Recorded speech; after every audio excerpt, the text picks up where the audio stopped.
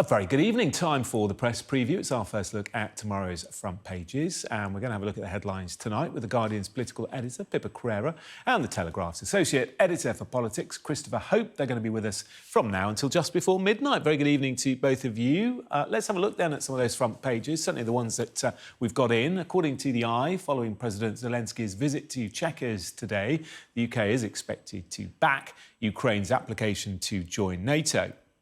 The Metro has news of the Home Secretary Suella Braverman's speech today, in which she insisted that net migration to the UK has risen to a level that's too high and that there's more the Prime Minister can do about it.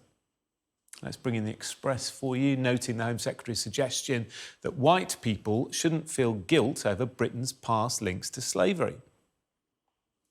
According to The Guardian, MPs loyal to Rishi Sunak have told Mrs Braverman to stop trying to get to number 10 and focus on her own job. Whilst the Telegraph reports that the Home Office has privately predicted a further sharp rise in immigration by the next election. The Times carries figures projecting that a fifth of all taxpayers will soon be paying 40 pence per pound of their earnings. The Guardian hears from Cabinet Minister Michael Gove, who believes Labour's proposal to give the vote to 16-year-olds is an attempt to rig future elections in their favour. Here's your FT reporting that Turkey's president looks poised to extend his lengthy stay in power in the forthcoming runoff election. And the Mirror has the story of a British man who claims he killed his wife out of a sense of mercy because she had cancer. Don't forget, you can scan the QR code that you see on screen during the press preview. Have a look at the front pages as we are discussing them. And to do that, Christopher Hope and Pippa Crerar. Lovely to have you with us this evening. Lots to discuss, lots of different front pages, actually. Pippa, why don't we start with the front of the Metro? I had to read this twice to get it, but I see what they're doing. Suella's picking time bomb. A tough few days, really, for the Prime Minister. These comments today from Suella Braverman over the weekend. Priti Patel saying he is potentially managing the decline of the party. Yeah, it's really interesting. There've been a couple of big conferences over the last few days. One over the weekend, the one you mentioned, was a Conservative grassroots organisation, which ostensibly is about restoring power to the party's grassroots. Obviously, lots of members feel that Rishi Sunak's anointment, the vote never went to the membership, means that his mandate as Tory leader is questionable. And then, of course, today, the beginning of the National Conservative Conference, where we saw both the Home Secretary and Jacob Rees-Mogg, as well as other leading figures of the right, make speeches. And Suella Braverman's is the one that's been picked up by lots of the papers this evening, because it's, although Rishi Sunak himself has signed off the speech, and Downing Street said that they'd signed off the speech and they were aware that she was doing it, it does seem to suggest, it does sound very much like she's suggesting the Prime Minister should go further, and it sounded very much like to people in the room and Conservative MPs back at Westminster that she was setting out a leadership pitch. But it comes down to these promises over immigration. The Conservatives were elected in 2019 with a pledge to reduce overall net migration, and we're anticipating the next, I think it's the end of next week, figures which are due to suggest that it's gone up overall net migration from 500,000 last year to anywhere between 700 and 800,000 this year.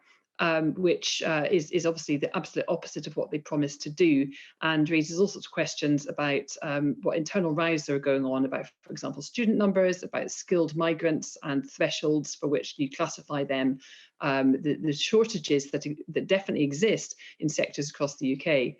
And in different sectors across the UK, and whether they should need to be filled by a skilled UK workforce, which obviously the skill gap is there at the moment, or whether they should be allowing more skilled workers in from overseas. So there's lots of thorny issues behind the headlines, but it ultimately comes down to the promises that the government's made on migration, which they're so far failing to deliver. Yeah, they were promising to get it down to tens of thousands, weren't they? And in your paper, Christopher, the headline there talking about that sharp rise that Pippa mentioned, it's going to go up and up. And do you think the government has been too focused on the small boats issue and perhaps not on what this is, which is very much the legal route to coming to the UK? Yeah, I've long thought, and I've written in where I write for the Telegraph, why is everyone ignoring the elephant in the room, which is the huge increase in net migration, 503,000 last year, as Pippa says there, towards 800,000 in the most recent 12-month period. And we're worrying about 40,000 or 50,000 people coming illegally across the channel. That's almost a symptom for many about this lack of control over net migration. I interviewed Suella Braverman on my podcast at the party conference last October. She said then that she would love to bring down numbers to tens of thousands net. That was a figure, of course, which David Cameron adopted in 2010, and that really never got anywhere near that. And that, in fact, that drove the debate pre-Brexit into why many people voted to leave. I think this National Conservatism conference over the next is tomorrow and Wednesday as well, and also the one on Saturday, the Conservative Democratic Organisation. These show to me that there's a problem at the heart of Rishi Sunak's government in that we don't really know what he believes in some areas. People are waiting for him to set out the kind of Sunak vision to give people hope, because all these conferences are coming after the shocking defeat, the over 1,000 seats lost in local elections. Tories want to feel there's some idea, some big idea to get the vote out of the election, now just 18 months away, and they haven't got one yet from Mr. Sunak. All we have is 5 ambitions, which are hardly going to set the heather alight. So I think in the absence of any vision from the PM, you've got ministers freelancing. You've got Suella Braverman there talking about fruit pickers. Of course, that's because there's a big summit on food overnight and tomorrow in Number 10 Downing Street to deal with the 19% increase in inflation in food. But there's a feeling, I think, amongst Tories I speak to, is where are the sunny up plans? Now, many might think there are no sunny up plans because of Brexit and because of COVID and the cost of living crisis and the war in Ukraine. But despite that, where is the hope? And that's what everyone's missing.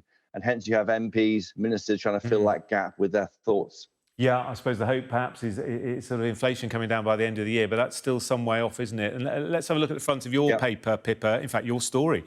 The Tory MPs tell Braverman, quit the PM pitch and stick to the day job, referring to the speech she gave, because it was a very personal speech, wasn't it? She talked a lot about her backstory, and it did almost sound like the sort of a speech that a potential leader would give on a campaign trail. Very much so. And it was her own backstory. It was her political philosophy. It was her personal blueprint for really sort of, the broader cultural issues that the country faces. And it did feel very much like a pitch for the leadership after the next election. And it kind of reflects, I think, the fear that a lot of Conservative MPs have that the very best they could hope for in the wake of the Rishi Sunak's first electoral test, the local election results, which Chris just mentioned, is to deprive Labour of a majority, but they don't see a path to winning a majority themselves. Now, of course, this is all with the caveat that an election is likely to be 18 months away, and so much can change so fast, as we've seen since the last election in 2019. But as things are going at the moment, there clearly isn't an appetite, despite the sort of despondency that surrounds many Conservative MPs at the moment. There clearly isn't an appetite for rebellion. But that despondent atmosphere doesn't mean that people are happy with the way things are going. The vast majority of Tory MPs, I think, understand that it would be absolute electoral suicide to try and oust Sunak and bring someone else in.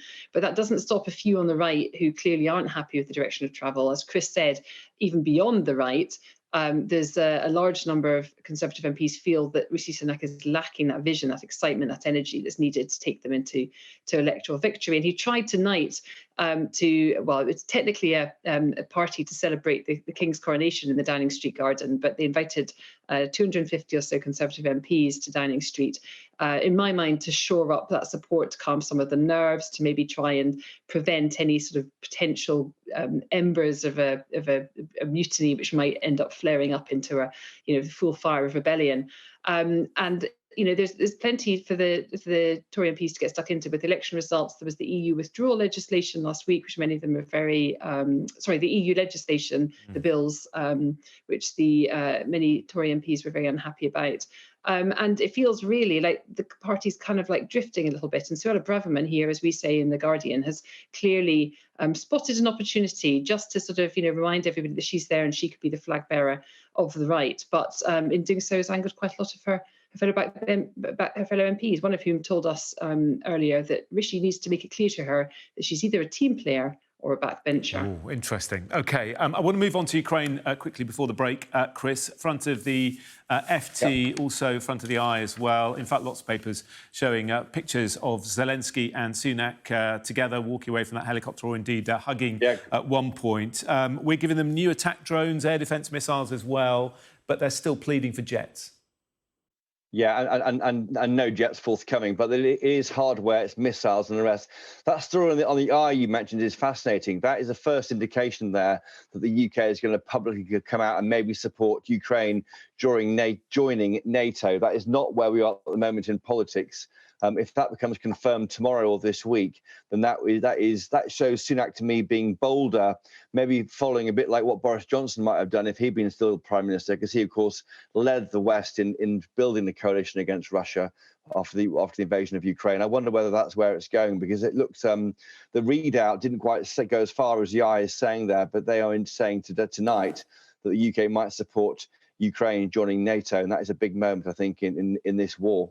Yeah, because Pippa, most NATO members haven't publicly come out and said that, even if they believe it.